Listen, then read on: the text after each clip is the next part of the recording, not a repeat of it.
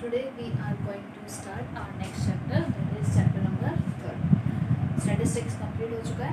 अब पढ़ते हैं next chapter, that is pair of linear equations in two variables. ठीक है, बिल्कुल सिंपल सा चैप्टर है, सिर्फ समझने की जरूरत है. इक्वेशंस को सॉल्व करना है, बिल्कुल सिंपल चैप्टर है. ठीक, अब देखिए पहले इसका हम नेम जो है वो क्लियर करिए. क्या कहते हैं? Pair of linear equations in two variables. ठीक, वर्ड टू वर्ड पढ़ेंगे. पेयर मतलब क्या है? हमारे पास दो इक्वेशंस होंगी. ठीक, और जो दोनों इक्वेशन है वो कैसी होंगी? लीनियर. लीनियर मीन्स उनकी पावर क्या होगी? 1.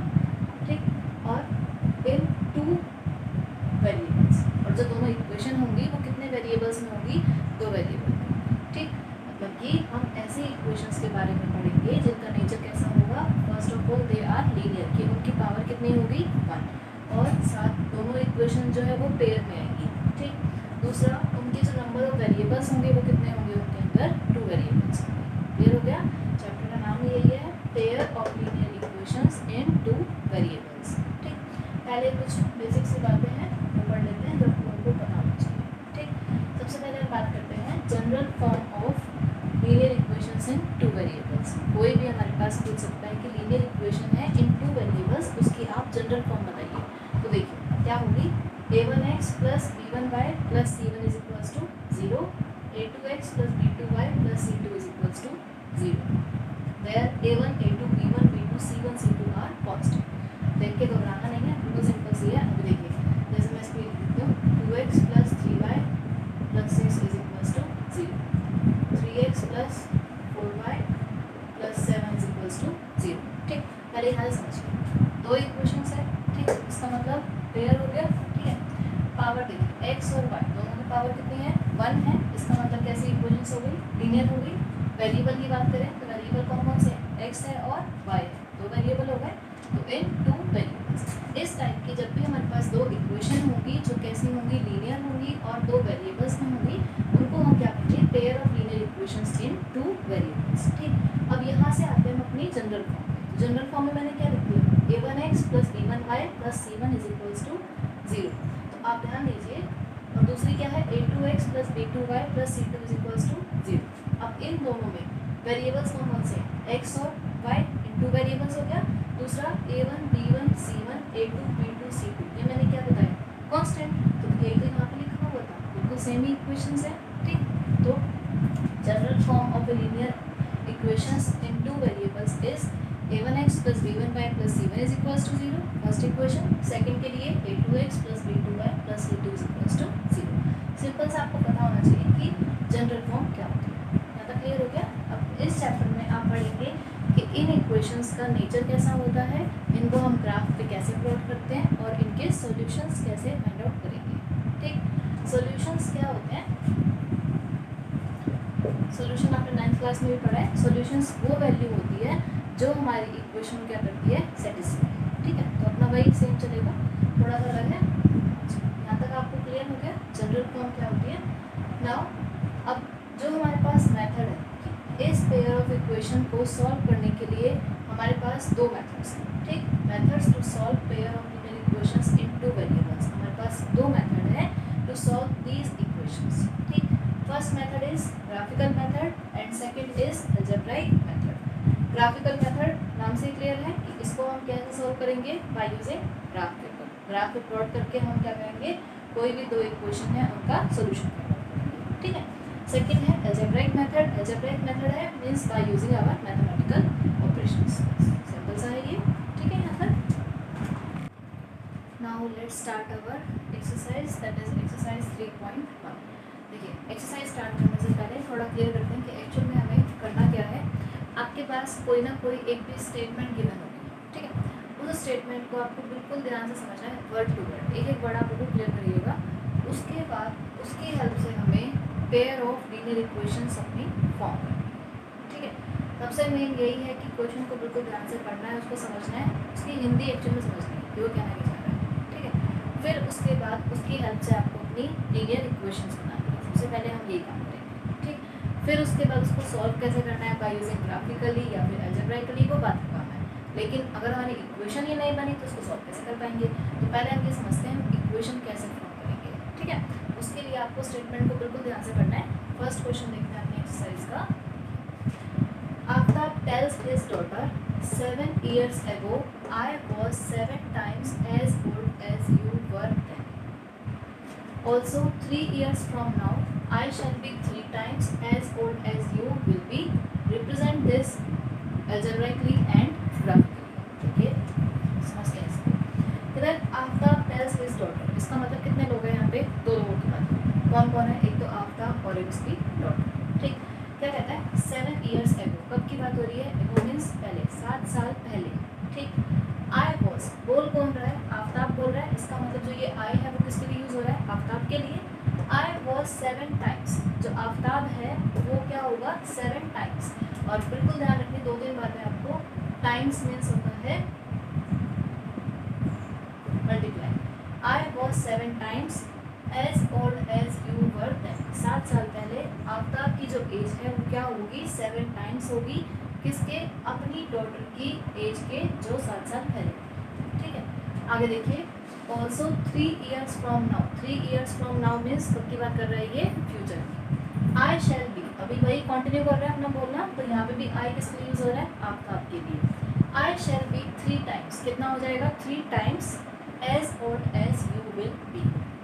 कहता है 3 साल बाद क्या होगा? जो आफ्ताब की एज है वो 3 टाइम्स हो जाएगी. इसकी उसके डॉटर की एज की आफ्टर 3 years. ठीक. अच्छा, इसमें एक चीज़ आपको बता देते हैं. अगर आपको यहाँ से डाउट रहता है कि नाउ मीन्स फ्यूचर है या पास्ट है, ठीक, तो आप इसको आगे पढ़िए. क्या आ रहा है? आई शैल बी. अब इतना तो हमें पता ही है शैल कब यूज़ होता है? फ्यूचर में. इसका मतलब ये जो सेंटेंस है वो किसकी बात कर रहा है? फ्यूचर. क्लियर हुआ? ऐसे ही यहाँ पे एगो मान लो, मेरे को नहीं पता कि एगो मतलब क्या होता है. ठीक. लेकिन ये तो बहुत सिंपल सी बात है. आई वॉज, वॉज का हमें पता है कब यूज़ होता है? In past tense. इसका मतलब ये कब की बात कर रहा है? अपने पास्ट की. क्वेश्चन क्लियर हुआ? एक बार और पढ़ते हैं. Aftab tales his daughter. Aftab अपनी बेटी को बोल रहा है 7 years ago. कब? इनको आप अंडरलाइन कर लीजिए. 7 years ago. सबसे पहले बात करनी है 7 साल पहले की. आई वॉज, आफ्ताब जो है वो क्या हो जाएगा? 7 टाइम्स. 7 टाइम्स जाएगा किसका? As old as you were then. उसकी डॉटर की 7 साल पहले की एज का 7 times. Also 3 years from now. अब से 3 साल बाद. I shall be 3 times. जो आफ्ताब है वो 3 टाइम्स जाएगा. किसका? अपनी डॉटर की एज का. जो उसकी डॉटर की एज हो जाएगी कितने साल बाद? 3 years बाद. ठीक है. यहाँ पर अब देखिए जैसे इसका सोल्यूशन करते हैं. तो हमने जैसे पढ़ा था आफ्ताब और डॉटर 2 लोग हैं और इनकी एजेस की बात हो रही है. तो सबसे पहला हमने क्या करा? लेट प्रेजेंट एज, जो इनकी अब की प्रेजेंट की जो एजेस है वो हमने सपोज कर ली. क्योंकि हमें लीनियर इक्वेशन फॉर्म करनी है और 2 ही लोग हैं तो हमारे पास 2 वेरिएबल रहेंगे. हमने क्या सपोज कर लिया? Let present age of Aftab is x years. जो आफ्ताब है उसकी एज कितने सपोज कर ली? x. और present age of his daughter is y years. दोनों की प्रेजेंट एजेस, आफ्ताब की x ईयर और डॉटर की y, दोनों के हमने एजेस सपोज कर ली. ठीक. अब आते हैं अपने क्वेश्चन पे. आफ्ताब टेल्स हिज डॉटर, दोनों की प्रेजेंट एज हो गई. अब यहाँ से पढ़िए 7 years ago. सबसे पहले हमें कब की बात करनी है? 7 years ago की. तो पहला केस किसका हो गया हमारा? 7 years ago. तो आप क्या करिए? दोनों की एजेस निकालिए 7 साल पहले. सपोज कीजिए आपकी प्रेजेंट एज 20 है. ठीक. तो 7 साल पहले एज कितनी हो जाएगी? 20 - 7. क्लियर हुआ? तो ऐसे ही आफ्ताब की प्रेजेंट एज कितनी है? x. तो 7 years पहले, 7 साल पहले इसकी एज क्या रहेगी? प्रेजेंट एज में से 7 माइनस कर देते हैं. That is x - 7. ऐसे ही age of daughter, present age कितनी है उसकी? y. तो 7 साल पहले उसकी एज कितनी रही होगी? y - 7. यहाँ तक क्लियर हो गया? ठीक. अब देखिए आगे बढ़ते हैं.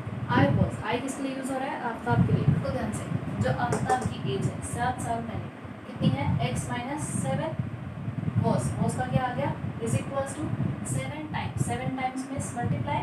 तो 7 इंटू एज ओल्ड एज, जितनी उसकी डॉटर की एज है उसका 7 टाइम्स. डॉटर की एज कितनी है? y - 7. इसका 7 टाइम्स मतलब 7 इंटू y - 7.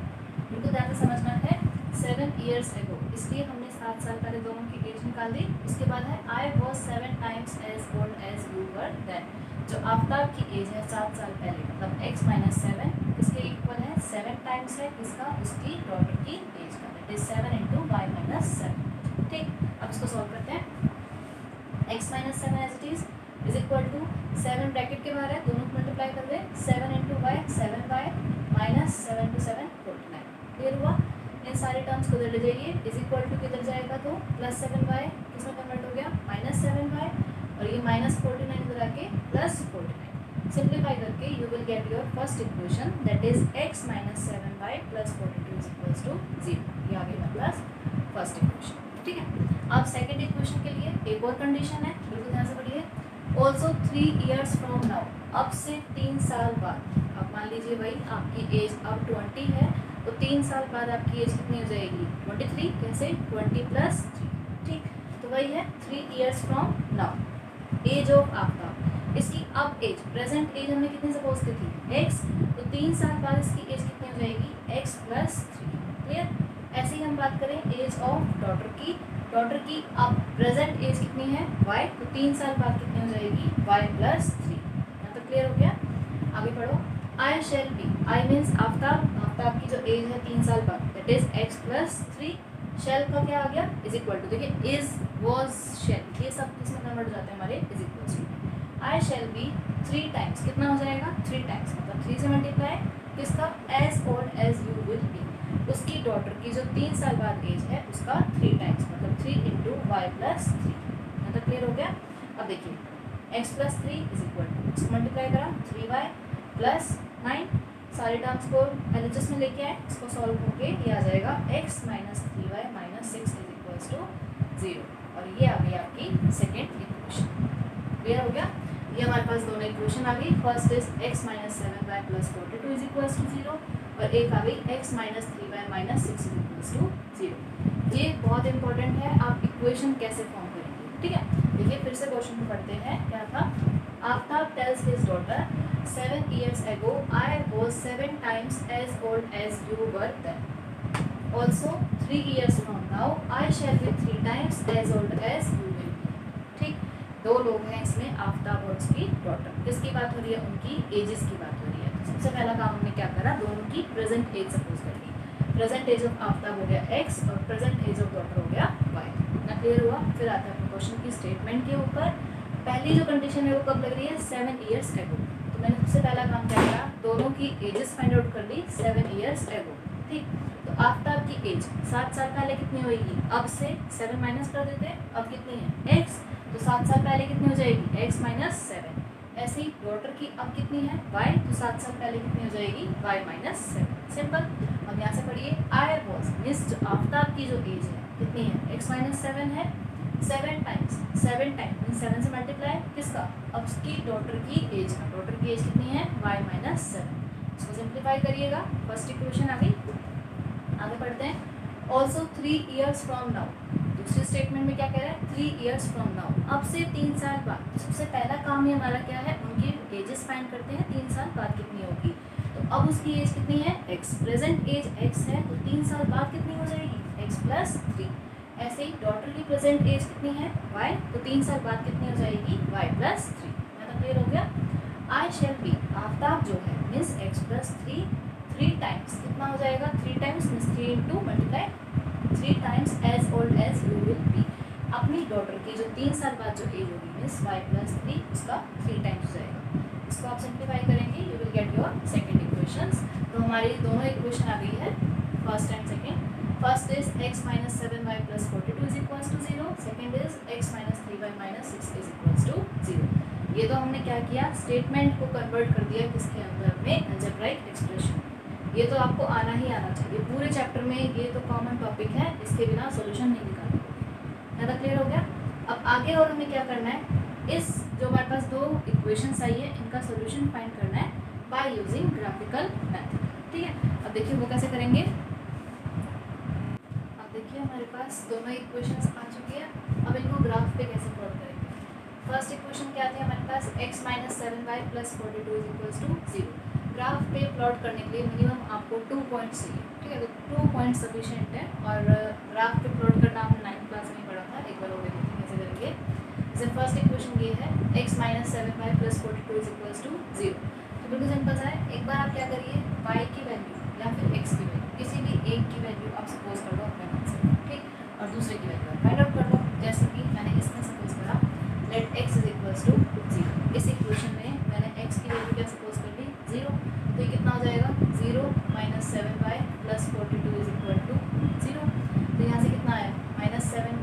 इसको उधर लेके गए -42, y is equal to -42 upon -7 कितना रह गया 6।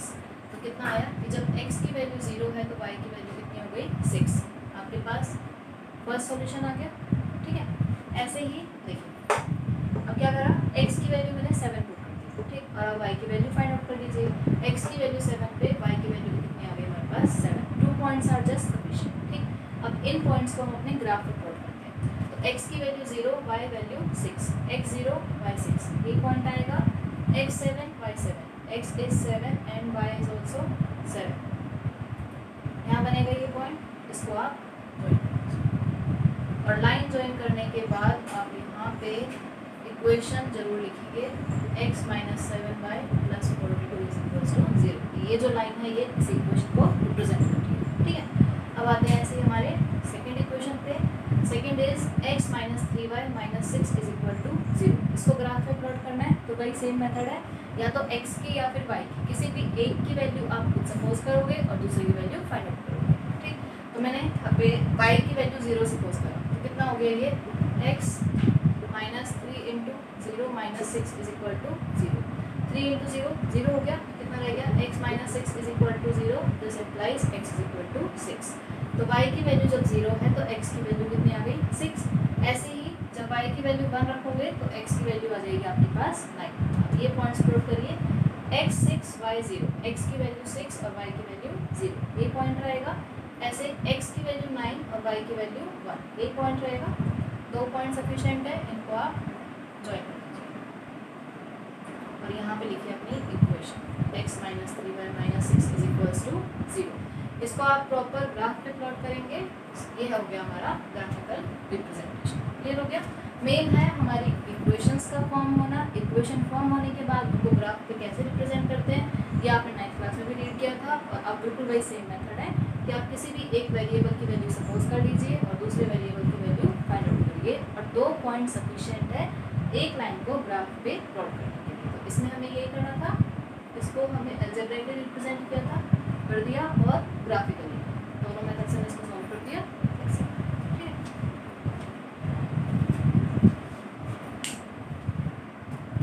Now the next question is the coach of a cricket team buys 3 bats and 6 balls for rupees 3900। ठीक, आगे है later she buys another bat and 3 more balls of same kind of rupees 1300। Represent algebraically and graphically. ठीक है, तो पहले अपने question को बिल्कुल ध्यान से पढ़ना है। ठीक है, क्या कहता है, the coach of a cricket team, cricket team है उसका जो कोच है उसने क्या करा है बाइज। बाइज मीन्स परचेजिंग हुई है, यहाँ पे कॉस्ट की बात चल रही है। ठीक, क्या परचेज किया है उसने 3 बैट और 6 बॉल। 3 बैट परचेज करे और 6 बॉल परचेज करी है, कितने रुपीज़ में 3900 में। ठीक है, लेटर शी बाइज, उसके बाद फर्स्ट कंडीशन यहीं पे खत्म हो गई हमारी। उसके बाद एक और कंडीशन गिवन है, क्या, शी बाइज अनदर बैट, फिर उसने एक बैट लिया एंड 3 more balls, और 3 balls लिए। ठीक है, of same kind for rupees 1300। अब उसने एक बैट और 3 बॉल ली है, कितने रुपीज़ में 1300 में। हमें इस डाटा को रिप्रेजेंट करना है अलजेब्राइकली सबसे पहले। ठीक है, समझ में आया कि बात किसकी यहाँ पे हो रही है, हमारे पास कॉस्ट की। ठीक, और कॉस्ट जो है कितनी चीज़ें 2 है यहाँ पे, एक बैट है और एक बॉल है, इस पर डिपेंड कर रहा है। तो कहता है फर्स्ट स्टेटमेंट में क्या है कि जो कोच है उसने 3 बैट और 6 बॉल परचेज करी है रुपीज़ 3900 में, और एक बैट और 3 बॉल्स उसने ली है कितने रुपीज़ में 1300 में। 2 कंडीशंस गिवन है, इनकी हेल्प से आपको अलजेब्राइक इक्वेशंस फॉर्म करनी। ठीक है, तो देखिए कैसे करेंगे इसको। बात किसकी हो रही है यहाँ पे, कॉस्ट की। तो हम क्या मान लेते हैं, cost of 1 bat is x rupees. हमने सपोज कर लिया यहाँ पे 2 ही मटेरियल है, एक बैट है और एक बॉल है, तो कॉस्ट ऑफ 1 बैट कितनी हमने सपोज कर ली x rupees. Cost of 1 ball हम सपोज कर लेते हैं y रुपीज़। यहाँ तक क्लियर हुआ। ठीक, अब आता है अपनी कंडीशन के ऊपर। सबसे पहला हमारा यही है, ये चेक करो कि बात किसकी हो रही है, कॉस्ट की बात हो रही है, तो दोनों को हमने x और y सपोज कर लिया। ठीक, अब फर्स्ट कंडीशन में कहता है कि इसने 3 बैट और 6 बॉल परचेज करे, तो कितने रुपीज़ से पड़े उसको 3900 के। एक बैट की कॉस्ट कितनी है x रुपीज़, तो 3 बैट की कितनी हो जाएगी 3x। ठीक,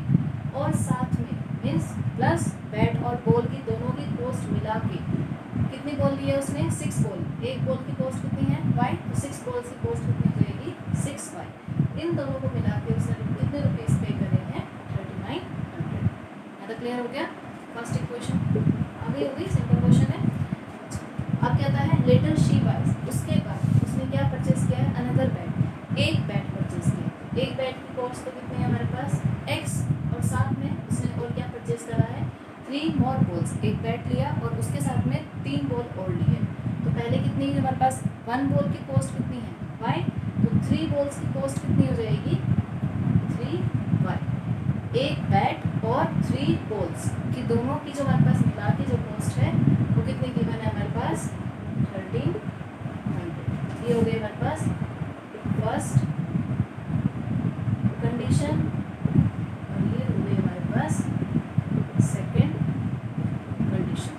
ठीक, बिल्कुल ये तो बिल्कुल सिंपल सा क्वेश्चन हो गया। आगे दोनों इक्वेशन देखिए, क्वेश्चन हमने रीड करा, उसमें हमें ये समझ में आया कि किसकी बात हो रही है, cost of bat and cost of ball.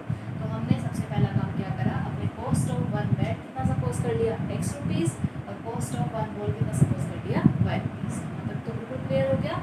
अब अपनी कंडीशन पढ़ते हुए हम इक्वेशन फॉर्म करेंगे। सबसे पहली जो कंडीशन है उसमें उसने कितने बैट परचेज करे 3, तो एक बैट की कॉस्ट x, तो 3 बैट की कॉस्ट 3x। ठीक है, और साथ में मतलब ऐड होएगा क्या ली है 6 बॉल्स भी ली है। तो एक बॉल की कॉस्ट कितनी है y, तो 6 बॉल की कितनी हो जाएगी 6y is equal to 3900। First clear हो गया। उसके बाद है सेकंड कंडीशन पे आते हैं। सेकंड में कह रहा है later she buys another bat, उसने एक बैट परचेज किया, तो वो कितने रुपीज़ में x में प्लस 3 मोर बॉल्स, और साथ में उसने 3 बॉल्स और ली। 3 बॉल्स मतलब एक बॉल की कॉस्ट y रुपीज़, तो 3 बॉल्स की कॉस्ट कितनी हो गई 3y, तब जाके उसकी टोटल कॉस्ट कितने की पड़ी है उसको 1300। ठीक है, दोनों इक्वेशंस आपको क्लियर हो गई। कैसे सॉल्व करेंगे इनको, ये तो हमने सिर्फ क्या करा है इसको अलजेब्राइक रिप्रेजेंटेशन। यहाँ पे आप जब इसको फेयर में करेंगे तो बाद में लिखोगे अलजेब्राइक रिप्रेजेंटेशन, और यहाँ पे आप बॉक्स बना के पूरा लिखोगे। First equation is 3x + 6y is equals to 3900 and second is x + 3y is equals to 1300। यहाँ तक क्लियर हो गया। ठीक है, देखिए अब हमारे पास दोनों इक्वेशंस आ गई हैं। देखिए इनको फिर से वही हम ग्राफ पे रिप्रेजेंट करते हैं। देखिए सबसे पहले हमारे पास है 3x + 6y is equals to 3900। दूसरी इक्वेशन है x + 3y is equals to 1300।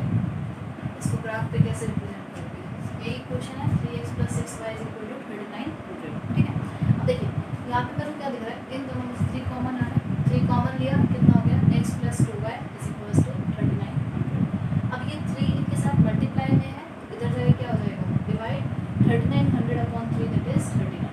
ठीक, तो मेरे पास इक्वेशन आ गई x + 2y is equals to 13। ये इक्वेशन फॉर्म हो गई। इसको हमें ग्राफ पे प्लॉट करना है। ठीक, आप कोई भी पॉइंट्स ले सकते हैं, बस जो रफ डायग्राम है वो सेम बनेगा सबका। इसके अलावा आपकी मर्जी है, कोई भी पॉइंट्स ले सकते हैं। ठीक, मैंने क्या करा, सबसे पहले x की वैल्यू सपोज कर दी x is equals to 0, sorry x की वैल्यू सपोज करी 0, तो ये कितना हो गया 0 + 2y इज इक्वल्स टू 1300। कितना हो गया 2y इज इक्वल्स टू 1300, तो y इज इक्वल्स टू 1300/2, कितना हो गया ये 650। ठीक, इसका मतलब जब x की वैल्यू 0 है तो y की वैल्यू कितनी हो गई 650। एक कोऑर्डिनेट आ गया। ठीक, सेकंड स्टेप मैंने क्या कर दिया, y की वैल्यू क्या सपोज करी 0, y इज इक्वल्स टू 0।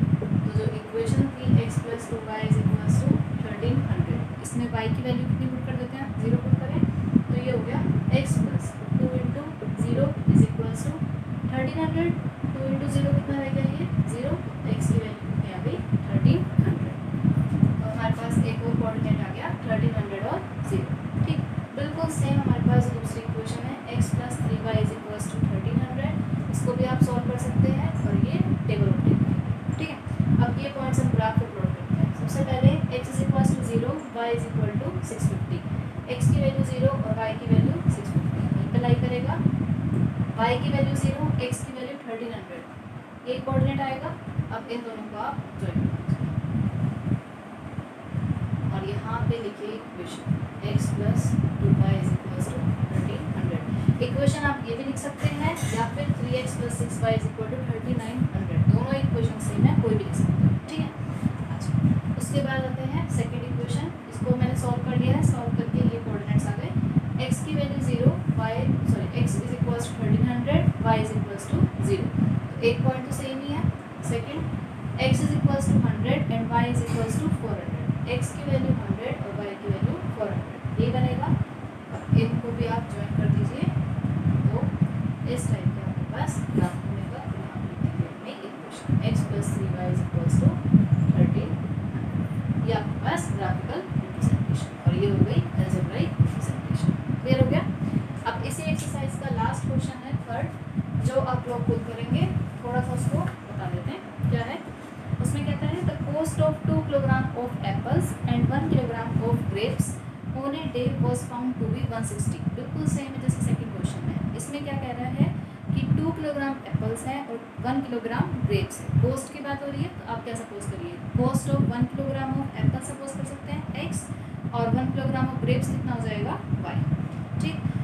आगे है after someone the cost of 4 kilogram of apples. Second case में एप्पल्स कितने हो गए 4 किलोग्राम और ग्रेप्स कितने हो गए 2 kg। कॉस्ट कितनी है 300। इसको आपको रिप्रेजेंट करना है भाई अपना अलजेब्राइकली और ग्राफिकली। बिल्कुल सेम है जैसे हमने सेकंड क्वेश्चन करा है, ये आप